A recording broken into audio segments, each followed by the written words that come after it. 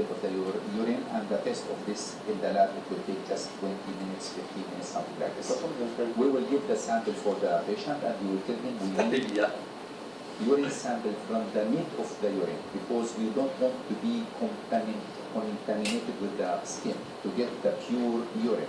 After that, we can examine this sample under the microscope, and we will find pus cells. We will not see, sometimes we will not see the bacteria itself because it's so small, but we will see the react of the body to this infection, what that we will call it the WBC, or white blood corpuscles, or pus corpuscles, that's it.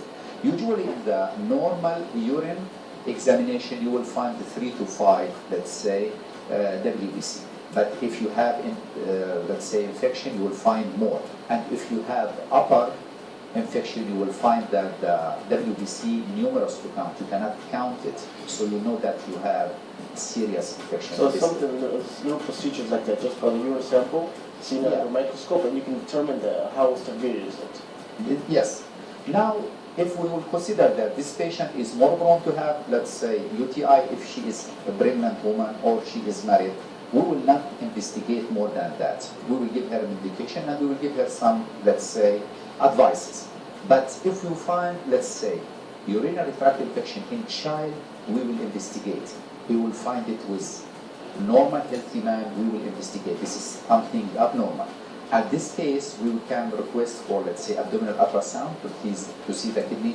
Maybe the patient has congenital abnormality in his urinary tract infection. Sometimes in the children, we can do something that we call urethroscope, just to see the bladder itself, or to make some investigation with contrast material to see if the patient has some congenital abnormality. Dr. Osama, like you mentioned about UTI in children, is this something very common in children, or something that's maybe uncommon because of some type of complication?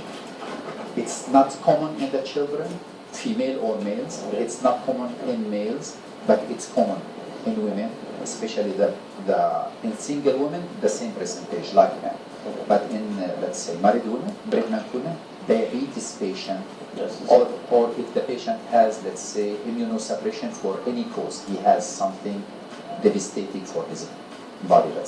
Right. And Dr. Osama, let's say, as we are talking about urinary tract infections, or in general, when we talk about health awareness, we get to see a lot of